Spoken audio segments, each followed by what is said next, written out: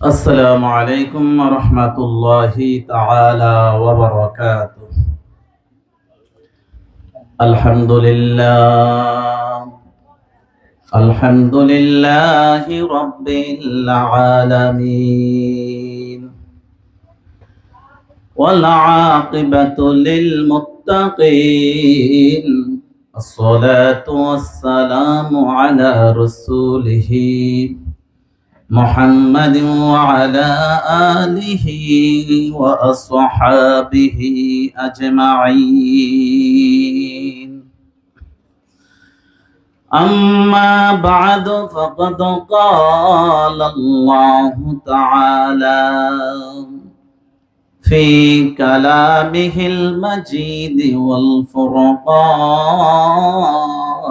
الحميد.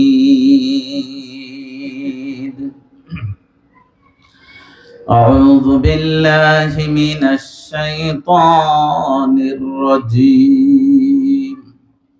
بسم الله الرحمن الرحيم. إن الصلاة تنهى عن الفحشاء والمنكر. قال النبي صلى الله عليه وسلم: من قال لا إله إلا الله فادخل الجنة إن الله وملائكته يصلون على النبي يا أيها الذين آمنوا صلوا عليه وسلموا تسليما. اللهم صل سيدنا مولانا محمد وعلى سيدنا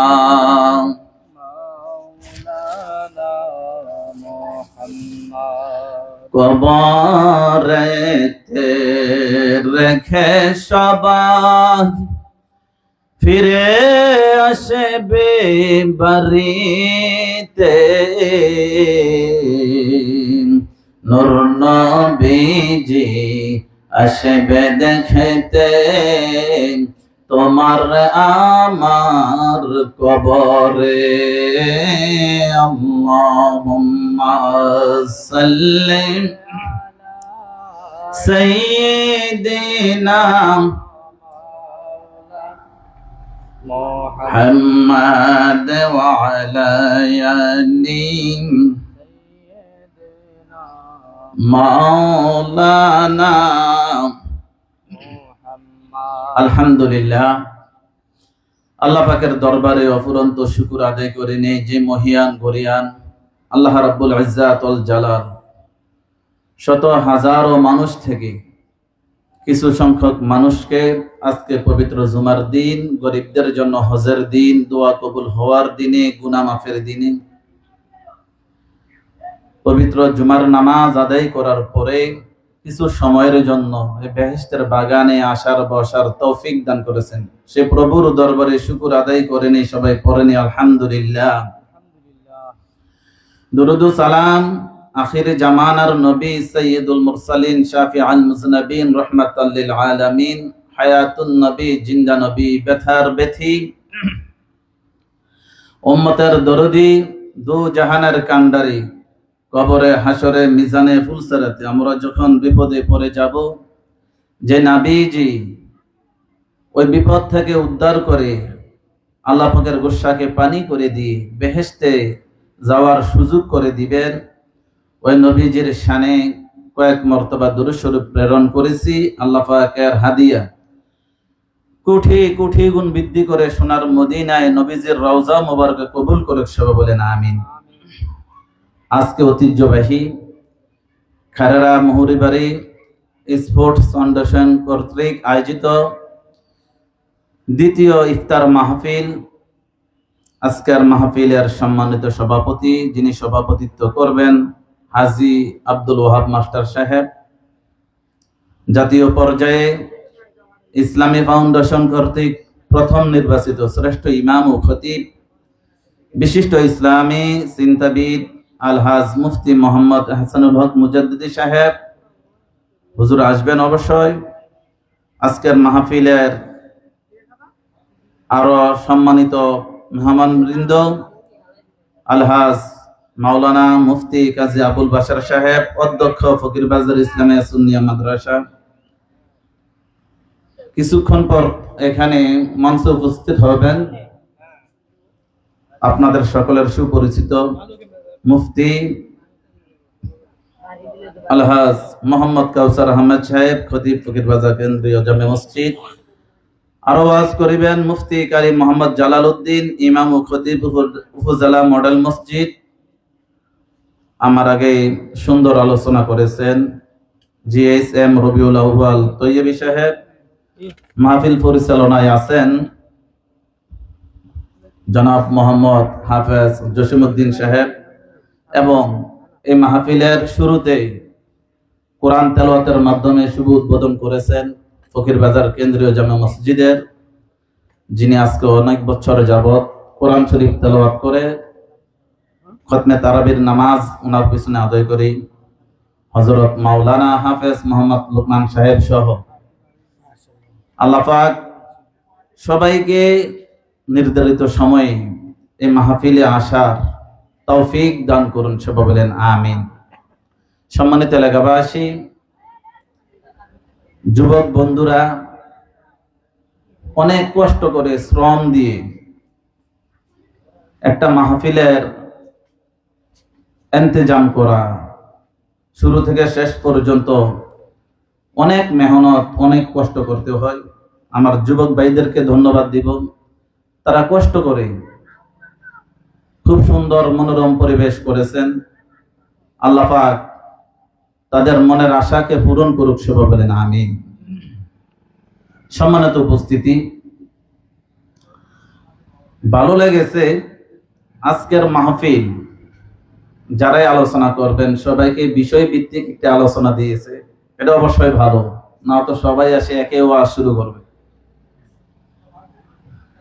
যা হোক, আমার সময় 2:30 থেকে ছিল, ব্যস্ততার কারণে 20 মিনিট ওভার হয়ে গেছে, আর কতক্ষণ আছে সেটা জানি না। জুমার দিন একটু ব্যস্ততা থাকে, মসজিদ থেকে বাইর হতে অনেক সময় চলে যায়, তারপরে আবার কবর জিয়ারত করতে হয়েছে। এই জন্য আমার নির্ধারিত সময় লস হওয়ার জন্য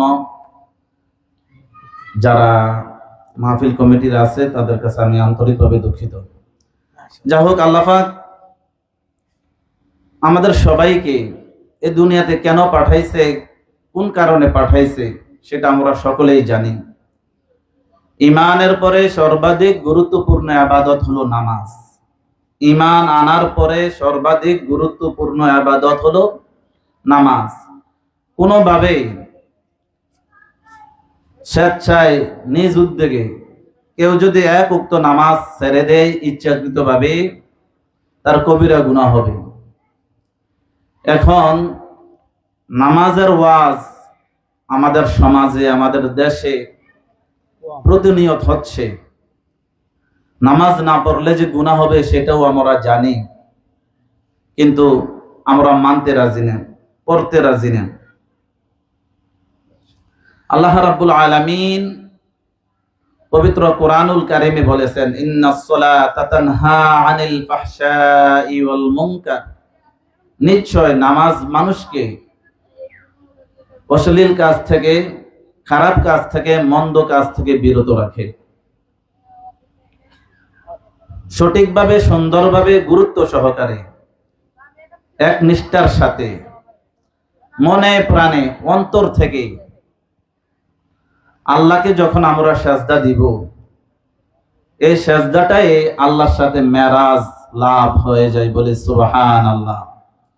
as-salatu mi'rajul mu'minin, সালাত মুমিনের মেরাজ স্বরূপ। এখন যেভাবে নামাজ আদায় করিবার কথা সেভাবে আমরা নামাজ আদায় করতে পারি না, পড়তে পারি না।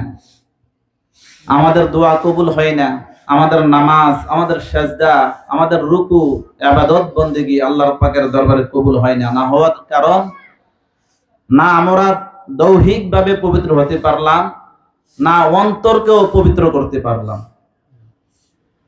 নামাজ, আল্লাহ পাক যেহেতু পবিত্র, তিনি পবিত্র জিনিসগুলাই গ্রহণ করবেন। আপনি যখন নামাজ আদায় করবেন, আল্লাহকে সেজদা দিবেন, তখন আপনার দেহ পবিত্র হতে হবে এবং আত্মা পবিত্র হতে হবে। দুটা সমন্বয়ে যদি আমি আল্লাহকে ডাকতে পারি, আল্লাহকে সেজদা দিতে পারি, ওই সেজদার মাধ্যমে আল্লাহর সাথে দিদার লাভ হয়ে যাবে বলে সুবহানাল্লাহ। নবীজি বলেছেন, আমার উম্মতকে আল্লাহ রাব্বুল আলামিন 50 ওয়াক্ত নামাজ দিয়েছে, কিন্তু এই 50 ওয়াক্ত কমাইতে কমাইতে আল্লাহ পাক নবীজির মাধ্যমে 5 ওয়াক্তর মাধ্যমে এসে নির্ধারিত হয়েছে। আর আল্লাহ পাক নবীকে জানাই দিয়েছেন, হে নবী, আমি খুশি হয়ে আপনার উম্মতকে 50 ওয়াক্ত দিয়েছি, আপনার উম্মতের কষ্ট হবে এই ভেবে আপনি কমাইতে কমাইতে 45 ওয়াক্ত কমাইছেন, কিন্তু এই 5 ওয়াক্ত নামাজ আপনার উম্মতেরা যদি গুরুত্ব সহকারে, মনোযোগ সহকারে আমি আল্লাহকে রাজি খুশি করার জন্য 5 ওয়াক্ত নামাজ আদায় করে, তাহলে আমি আল্লাহ তাদের আমল নামার মধ্যে এই 5 ওয়াক্ত নামাজ যথা সময়ে, নির্ধারিত সময়ে সুন্দরভাবে আদায় করার কারণে আমি আল্লাহ তার আমল নামার মধ্যে 50 ওয়াক্ত নামাজ পড়ার সওয়াব দিয়ে দিও, বলি সুবহানাল্লাহ। কেমন নবীর উম্মত আমরা হইলাম, চিন্তা করছেন? পড়বেন 5 ওয়াক্ত, আমল নামার মধ্যে জমা হবে 50 ওয়াক্ত নামাজের। তাহলে এই নামাজ পড়ার দরকার অবশ্যই আছে। আমাদের সমাজে, আমাদের দেশে দেখা যাচ্ছে বেশিরভাগ মানুষ বেনামাজি। বেশিরভাগ মানুষ কি বেনামাজি, নামাজ পড়ে না। আল্লাহ পাক কেন আমাকে পাঠাইছে দুনিয়াতে? আপনাকে আমাকে পাঠাইছে 3 বেলা আহার করবেন, তারপরে সুস্বাদু খাবার ভক্ষণ করবেন, খাইবেন। নিজে কি করতে পারলেন? 1 তলা বাড়ি করছেন, 2 তলা কিভাবে করবেন, 2 তলা করছেন, 3 তলা কিভাবে করবেন, এই প্রতিযোগিতার জন্য আপনাকে আমাকে দুনিয়াতে পাঠাইনি। আখিরাতের সঞ্চয় করতে হবে। আর দুনিয়াও মাজরাতুল আখিরাহ, এই দুনিয়াটা হচ্ছে আখিরাতের খেতি স্বরূপ। এই দুনিয়াতে আপনি ফসল করবেন, লাগাইবেন, সেটার ফল আখিরাতে ভোগ করবেন। এই জন্য প্রতিযোগিতা করতে হবে সওয়াবের কাজে, নামাজের মাধ্যমে, ইবাদত বন্দেগীর মাধ্যমে। ইসলাম প্রতিষ্ঠিত হয়েছে, নবীজি বলেছেন, দিন ইসলাম 5টি খুঁটির উপর ভিত্তি। দিন ইসলামের খুঁটি কয়টি? 5টি। যে খুঁটিগুলোর উপর ইসলাম প্রতিষ্ঠিত দাঁড়িয়ে আছে, এর মধ্যে কালেমা, নামাজ, রোজা, হজ, যাকাত, এগুলো অনেকে জানে না। এগুলো জানার দরকার, পাশাপাশি মানার দরকার। কালেমা, নামাজ, রোজা, হজ, যাকাত যারা ধরি, তাদের উপর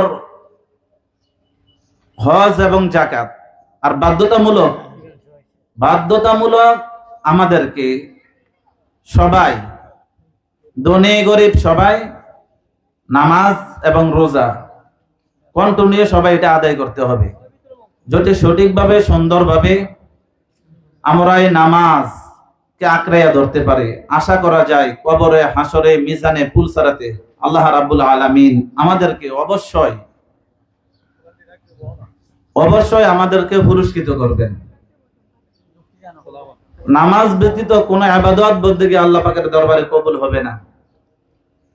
এজন্য নামাজকে গুরুত্ব সহকারে আমাদের সবাইকে আদায় করতে হবে। যদি আমরা আদায় করতে পারি, আল্লাহ পাক আমাদেরকে পুরস্কৃত করবেন। কারণ ঈমানের পরে গুরুত্বপূর্ণ ইবাদত হলো নামাজ। এই নামাজ আদায় করার চেষ্টা করব। পাশাপাশি যত ইবাদত বন্দিগি আছে ওইগুলা যদি আমরা আদায় করতে পারি, মানতে পারি, আপনার আমার ফ্যামিলিতে যদি নামাজের কায়েম করতে পারি, তাহলে আশা করা যায় বেনামাজের সংখ্যা কমে যাবে, নামাজের সংখ্যা বেড়ে যাবে। এখন জন্ম গ্রহণ করার পরে বড় হয়ে হাদিস শরীফের মধ্যে আছে 7 বছর থেকে নামাজের আদেশ দাও, 10 বছর হলে প্রয়োজনে প্রহার করো, বেতের আঘাত করো, রাগতা দেখাও, কেন নামাজ পড়বে না, নামাজ পড়তেই হবে। সবকিছু আপনার সন্তানের চলে, আপনি সুন্দরভাবে ভরণ পোষণ তাকে দিচ্ছেন। একদিন স্কুল না গেলে রাগতা দেখান, কোচিং এ না গেলে রাগতা দেখান, কিন্তু আপনার সন্তান যে আল্লাহ পাকের একটা অনেক বড় হুকুম, 5টার মধ্যে একটা হুকুম স্বেচ্ছায় ছেড়ে দিচ্ছে, সে যে গুনাহগার হচ্ছে, ইসলাম থেকে দূরে সরে যাচ্ছে, এই ব্যাপারে আপনার আমার কোনো চিন্তা নাই। এজন্যই 10 বছর হলে বাধ্যতামূলক নামাজ পড়তেই হবে। নামাজের জন্য প্রয়োজনে নবীজি বলেছেন বেতের আঘাত করতে হবে। এখন জন্মের পরে সন্তান বড় হয়ে দেখে মা বেনামাজি, মা সারাদিন টিভি চা, ইউটিউব চা মোবাইলে, বাবা মনে হলেন যে সিগারেট টানে, বিড়ি টানে, নামাজ পড়ে না, জুমার নামাজও পড়ে না। নামাজ তো দৈনিক নামাজে আছে, সাপ্তাহিক নামাজে আছে, মাসিক নামাজে আছে, বাৎসরিক নামাজে আছে। আমাদের সমাজে আছে না এমন? তো সন্তান তারা তো ছোট থেকে শিখবে।